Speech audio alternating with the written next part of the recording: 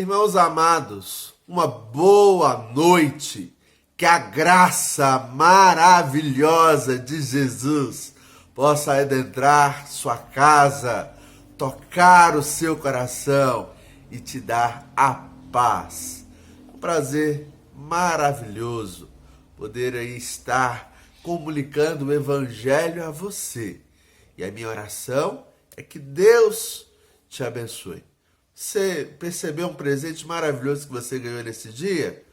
Ah, pois é, um dia a mais. Que coisa boa! O Senhor tem sido generoso conosco e nós o louvamos, nós o adoramos, nós reconhecemos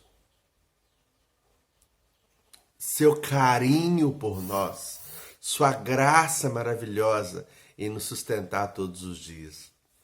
Nós temos vivido dias difíceis com essa pandemia, né? O mundo está doente, precisando de uma ação poderosa de Deus.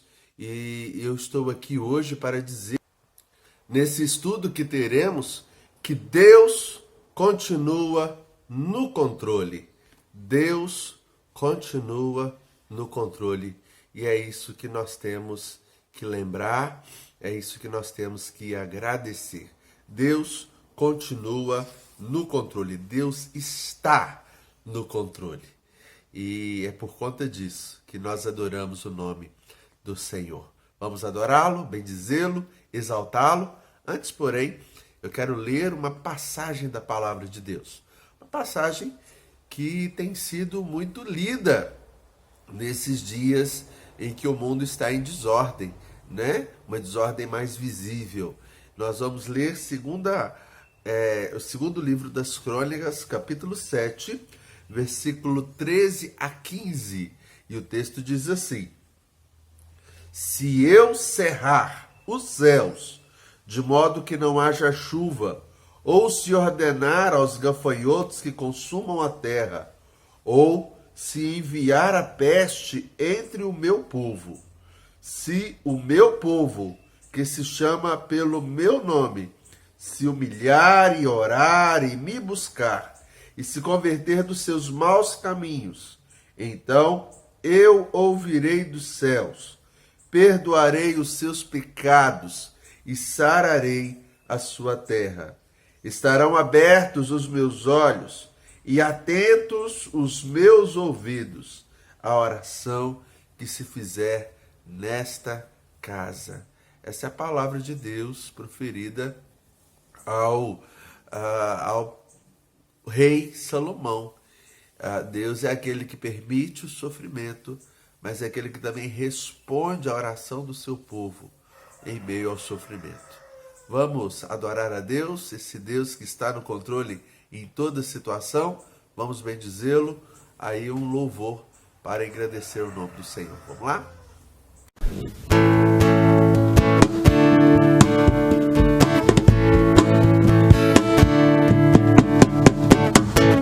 É a graça de Jesus que me faz caminhar. É o amor do Pai que me faz viver. O poder do Espírito está sobre mim e me faz vencer. É a graça de Jesus que me faz caminhar. É o amor do Pai que me faz viver. O poder do Espírito está sobre mim e me faz vencer. E me faz vencer. Não há nada no mundo maior que o meu Deus. Todo o universo está em suas mãos. Ele é o Alfa e o Ômega. Os teus olhos de graça estão sobre mim. Ele se importa e me conhece bem. Ele é o Deus da minha vida, da minha vida. Vida, vida, vida. Não há nada no mundo, não há nada no mundo maior que o meu Deus. Todo o universo está em suas mãos. Ele é o Alfa e o Ômega. Os teus olhos de graça estão sobre mim. Ele se importa e me conhece bem. Ele é o Deus da minha vida, da minha vida. Vida, vida, vida. É a graça de Jesus que me faz caminhar. O meu estudo hoje, o nosso estudo, né? Ele é baseado no livro de Juízes, capítulo 6. Nós estamos narrando o Antigo Testamento e chegamos aí no livro de Juízes. Existem alguns relatos, né? Antes do capítulo 6, eu chamo você a ler continuamente esse texto, mas eu quero hoje falar sobre a situação do povo de Deus em um determinado momento da história, e esse momento da história é narrado aqui no livro de Juízes. E diz assim o texto, Juízes, capítulo 6. Fizeram os filhos de Israel o que era mal perante o Senhor. Por isso, o Senhor os entregou nas mãos dos midianitas por 7 anos. Prevalecendo o domínio dos midianitas sobre Israel, fizeram estes para si, por causa dos midianitas, as covas que estão nos montes, e as cavernas, e as fortificações. Porque cada vez que Israel semeava, os midianitas e os amalequitas, como também os povos do Oriente, subiam contra ele. E contra ele se acampavam, destruindo os produtos da terra, até a vizinhança de Gaza. E não deixavam Israel sustento algum, nem ovelhas, nem bois, nem jumentos. Pois subiam com os seus gados e tendas, e vinham como gafanhotos em tanta multidão, que não se podiam contar, nem a eles, nem aos seus camelos, e entravam na terra para a destruir. Assim, Israel ficou muito debilitado com a presença dos midianitas. Então, os filhos de Israel clamaram ao Senhor. Tendo os filhos de Israel clamado ao Senhor por causa dos midianitas, o Senhor lhes enviou um profeta que lhes disse: Assim diz o Senhor Deus de Israel: Eu é que vos fiz subir do Egito e vos tirei da casa da servidão e vos livrei da mão dos egípcios e da mão de todos quantos vos oprimiam, e os expulsei de diante de vós, e vos dei a sua terra. E disse: Eu sou o Senhor, vosso Deus. Não temais os deuses dos amorreus, em cuja terra habitais. Contudo, não destes ouvidos à minha voz. Queridos, esse é um texto que precisa ser lembrado do seu contexto. Então, o que eu quero falar com você aqui agora? Eu quero falar do contexto, eu quero falar do texto e eu quero fazer as aplicações desse texto para a nossa vida. Quando Josué conduziu o povo para vencer ali, para herdar a terra que Deus havia prometido, o povo foi desobediente em muitas questões. Uma delas eu te chamo a atenção, que Deus tinha dado a ordem que eles tomassem toda a terra. Mas o povo de Israel, em desobediência ao Senhor, eles não tomaram toda a terra, eles tomaram apenas parte da terra. E por conta disso, começaram a sofrer influência de fé com os povos da região. A Bíblia diz que o nosso coração é enganoso e nós sempre somos tentados a nos afastar de Deus. Por isso, naquele momento, o povo de Deus andou fazendo alianças com os povos ao redor. E os povos ao redor também constantemente traziam sofrimento para Israel. Tudo isso Deus queria evitar. Foi por isso que Deus mandou eles tomarem toda a terra. Mas por conta da desobediência, agora Israel está padecendo com os seus inimigos, com aqueles povos ao redor. Além disso, a Bíblia diz que o povo de Israel, o povo escolhido de Deus, começou a ter costumes contrários ao propósito de Deus. Deus havia deixado sua lei, Deus havia deixado seus testemunhos, suas ordens, e o povo de Deus estava desobedecendo essas leis. A Bíblia diz que o povo que serve ao Senhor é feliz. A Bíblia diz que o povo que se dedica a Deus é um povo amparado e cuidado por Ele. Mas a mesma palavra diz que quando o povo se afasta do Senhor, Deus permite que coisas terríveis aconteçam, como um ato de disciplina para que esse povo possa voltar. Te dou um exemplo muito claro. Quem trabalha aí no campo com bois, vacas, sabe que precisam, por exemplo, colocar cerca, e às vezes a cerca tem que ter um choquinho elétrico que causa dor se o boi encostar ali. E por que isso acontece? Porque a tendência dele é sair, mas aquele choque elétrico é uma pequena disciplina para mantê-lo lá dentro. A disciplina de Deus, ela deve ser vista como também uma bênção, porque a disciplina de Deus corrige esse coração nosso que é tão corrupto e tenta constantemente fugir dos propósitos de Deus. Nós acabamos de ler aqui um texto que vai dizer exatamente isso e mostrar como isso acontecia. Porque diz a Bíblia que em determinado momento da história, o povo de Deus era desobediente. Eles fizeram o que era mal perante o Senhor. A Bíblia não dá detalhes do que era essa maldade, mas nós sabemos que eles estavam desobedecendo os mandamentos de Deus. E aí o texto vai dizer que Deus os entregou aos midianitas por 7 anos. O que é os entregar? É Deus permitir que um povo diferente tivesse vitória em suas guerras contra o povo de Deus.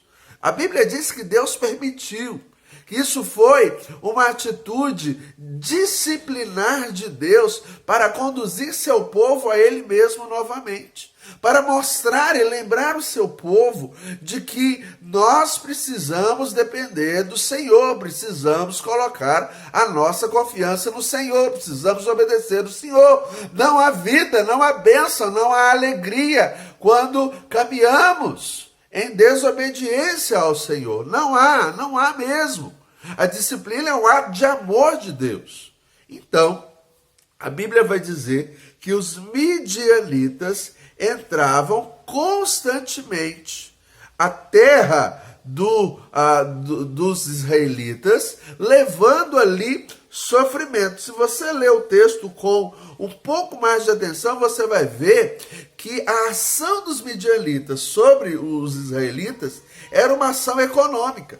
Eles entravam, eles faziam suas guerras, mas eles acabavam com todas as plantações, acabavam com toda a forma de sustento do povo de Israel, levavam para si o gado, levavam para si tudo aquilo que eles tinham juntado.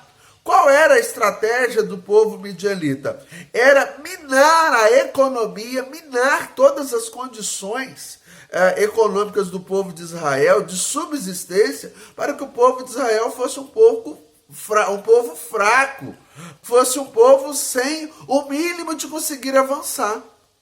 E aí, meus amados irmãos, por conta desse mal, Israel ele vai trabalhar para resolver isso. Só que é interessante que nós conseguimos perceber que Israel não consegue resolver o problema. Ele consegue talvez contornar e amenizar o problema. Porque o que eles fizeram? Eles foram para as montanhas e criaram fortificações. Mas essas fortificações, elas não resolviam o problema dos midianitas estarem entrando e acabando com as colheitas, acabando com os animais, acabando com a forma de existência deles. Eles conseguem contornar o problema, eles conseguem minimizar o problema, mas não conseguem resolver o problema. E é assim, irmãos. Sem Deus, às vezes a gente até consegue contornar, consegue fazer alguma coisa, mas não consegue resolver. Deixa eu te dar um exemplo. As plantas, vou pegar o exemplo aqui de uma horta, ela precisa de água, não é verdade? O café precisa de água, as plantações, os pomares precisam de água. Então, como que nós contornamos isso? Nós ligamos uma mangueira, nós colocamos sistemas para irrigar as plantações. Agora você já percebeu que quando a chuva vem no tempo certo, as frutas, os legumes, as plantações de café, elas respondem de uma forma melhor? Nós conseguimos contornar o problema da seca, mas a resolução ela vem do Senhor. A resolução vem daquilo que Deus faz, daquilo que Deus trabalha. Então guarda isso no coração. O povo de Israel conseguiu contornar um pouco do problema, salvar as vidas, mas a economia estava perecendo. Os ganhos estavam perecendo. E sem economia, sem ganhos, sem poder colher o que plantar, sem ter os animais, para Israel era um constante recomeço. E nesse constante recomeço, sonhos foram adiados, prosperidade foi adiada, tudo foi adiado. Eles não tinham nem mesmo como subsistir, como existir, por causa daquele mal, mesmo contornando o mal. E aí diz a Bíblia, no versículo 6, que quando eles estavam debilitados, a Bíblia vai dizer que eles clamaram ao Senhor. Quando eles estavam debilitados, quando aquela situação chegou ao extremo, quando eles não conseguiam ver a saída, quando eles perceberam que o máximo que conseguiam fazer era contornar, mas não resolver, a Bíblia vai dizer que eles clamaram ao Senhor. Eles entenderam que o problema que estava ali era um problema espiritual. Aquilo que estava acabando com a vida, aquilo que estava acabando com a sociedade, aquilo que estava acabando com a subsistência, com os produtos, com a economia deles, era um problema espiritual. E só Deus podia resolver. O contorno que eles faziam não resolvia, mas Deus podia resolver aquele problema. E eles oraram, e eles clamaram, e eles buscaram o Senhor. E sabe o que no texto é muito especial aos meus olhos? Que no versículo 6 diz que eles clamaram, e no versículo 7 tem uma expressão dizendo assim: tendo os filhos de Israel clamado ao Senhor, o Senhor lhe enviou um profeta. A ideia é que quando o povo entendeu que aquele era um problema espiritual e que o único que poderia trazer a cura daquele problema era Deus, quando o povo clamou de verdade, quando o povo clamou de coração, quando Deus foi a única opção e eles clamaram, Deus instantaneamente já enviou um profeta, que é o início da cura daquela terra. É maravilhoso isso, irmãos. É maravilhoso o poder de Deus. E Ele ouvir o nosso clamor, ouvir a nossa oração, mesmo quando estamos trilhando caminhos errados, se nos voltarmos ao Senhor arrependidos, Ele cuida de nós, Ele nos ampara, Ele nos sustenta. E se Deus tem o controle da disciplina, Deus tem o controle agora também de resolver essa situação, de tratar esse caos que está acontecendo naquela terra. E diz a Bíblia, meus amados e queridos irmãos, que Deus ouve a oração deles e Deus manda um profeta. E aí talvez você fique na dúvida, mas por quê? O problema de Israel é um problema de guerra, é um problema de território, é um problema de subsistência. Por que Deus não mandou um economista? Por que Deus não mandou um médico? Por que Deus não mandou um guerreiro? Por que em primeiro lugar Deus mandou um profeta? Simples. Porque aquele povo, a principal necessidade deles era voltar à palavra de Deus. Era voltar ao entendimento dos propósitos de Deus. Então, Deus envia um profeta. Eu quero te alertar sobre uma coisa.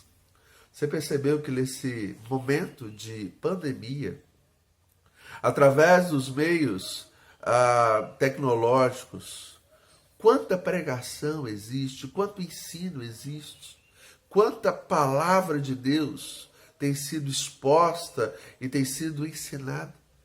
Isso é Deus enviando os seus profetas para mostrar a todos nós, para conduzir a nossa mente a Ele novamente, para entendermos que Ele é o dono de todas as coisas e que Ele tem o cuidado de tudo.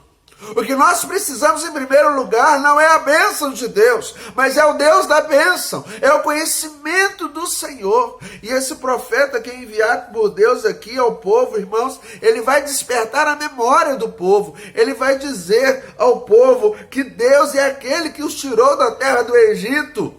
Quando o povo de Israel estava numa situação em que estava sendo oprimido pela maior nação do mundo, a nação mais poderosa, Deus o libertou e Deus continua sendo o mesmo, Deus continua no controle. A Bíblia vai dizer aqui através do profeta e vai refrescar a memória deles que Deus continua sendo o mesmo Deus. É o povo que está se afastando do Senhor e por estar se afastando do Senhor está perdendo aquilo que o Senhor faz, aquilo que o Senhor tem a favor deles. O povo vai ser lembrado que outros povos foram expulsos daquele lugar por Deus, para que o povo de Deus tivesse conforto. Deus está dizendo assim, tá vendo, gente? Em todo momento eu cuidei de vocês, e vocês não precisam ter medo. Diz isso no versículo 10, vocês não precisam ter medo, porque eu sou o Deus de vocês. Em outras palavras, o problema não está em Deus, o problema está no povo, está na humanidade caída, está em nos afastar de Deus. E depois que Deus envia o profeta, as últimas palavras do profeta são exatamente essas. Não temais os deuses dos amorreus, em cuja terra habitais.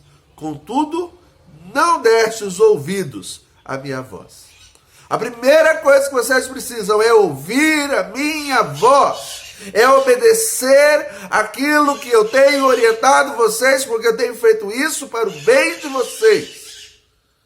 Para o bem de vocês. Irmãos, eu gostaria de tirar algumas lições desse texto. Deus, vocês conhecem o texto, Deus vai enviar, depois do profeta, um guerreiro para libertar. Mas eu quero entender com você algumas lições preciosas. E eu quero pedir que você ouça a voz do Senhor nesse momento. A voz do Senhor nos mostra que Ele está no controle. E Ele está no controle quando exerce disciplina. Ele está no controle quando permite situações difíceis. Talvez situações que minem a nossa subsistência, situações que minem o nosso convívio social, situações que não nos possibilitam ter uma saúde plena, exatamente para nos fazer depender mais dele e depender caminhar com ele. E eu quero que você olhe para o texto e perceba o chamado de Deus como um chamado universal. Eu creio que naquele momento existiam pessoas que serviam a Deus de coração. Porém, grande parte do povo estava fora do propósito de Deus. E para Deus arrebanhar todo o povo, ele via uma disciplina e uma dificuldade a todas as pessoas. E o cuidado dele também a todas as pessoas. Eu quero que você perceba que momentos da história, mesmo que difíceis, são momentos que Deus continua sentado em um alto e sublime trono. E é o momento em que Deus está trabalhando, e é o momento que, através da disciplina, Deus nos conduz a Ele mesmo. Ele continua no controle. Quando o povo de Israel, depois muito tempo, depois desse evento, desobedeceu ao Senhor, Deus permitiu que Nabucodonosor, um rei ímpio, entrasse e invadisse Israel. E dentro de Israel existia Sadraque, Mesaque, Abdinego, Daniel, existia Isaías, Jeremias, existiam profetas, homens e mulheres de Deus. Mas, por causa do pecado comunitário, houve ali uma disciplina, houve ali uma dor, houve ali algo ruim. E Deus chama novamente a humanidade, Deus chama todas as pessoas para se voltar para Ele. Deus chama você a olhar seu próprio coração e a enxergar no seu coração a necessidade de depender de Deus, não apenas das bênçãos de Deus, não apenas das promessas de Deus, mas do próprio Deus. Se revela a nós através de Jesus Cristo, nosso Senhor. Deus continua no controle mesmo da disciplina. E Ele é aquele que dá a disciplina, e Ele é aquele que tira, liberta da disciplina. E nós precisamos entender isso. A segunda lição que nós podemos tirar no texto, é que Deus está no controle quando o seu povo ora.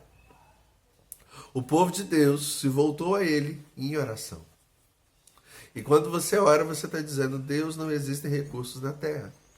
Deus, nós conseguimos no máximo contornar o problema, mas não conseguimos resolver o problema. Irmãos, quando eu li esse texto, no momento que nós estamos passando, que é um momento de pandemia, ele parece tão atual, onde nós tentamos nos cercar, tentamos contornar o problema de tantas formas, porque para nós não existe outra saída, até que nós lembramos: espera aí, nós conseguimos contornar, mas Deus é aquele que pode resolver. Deus é aquele que pode transformar o dia de hoje para o dia de amanhã. Deus é o remédio que nós precisamos. Deus é a vacina que nós almejamos. Deus é o Senhor da nossa vida. Então eu chamo você a orar, eu chamo você a clamar, eu chamo você a construir uma vida de relacionamento com Deus, uma vida plena de entrega ao Senhor, porque Ele é de fato o nosso pastor, Ele tem os seus ouvidos atentos à nossa oração. Ele disse para Salomão que se por algum motivo ele tivesse que enviar uma disciplina, se o povo orasse e o buscasse, se o povo se convertesse dos seus maus caminhos, ele iria ouvir. Então, para que ele possa ouvir, nós precisamos orar, e orar, e orar, e clamar. Existem momentos, irmãos, de choro, mas em todo momento precisamos orar.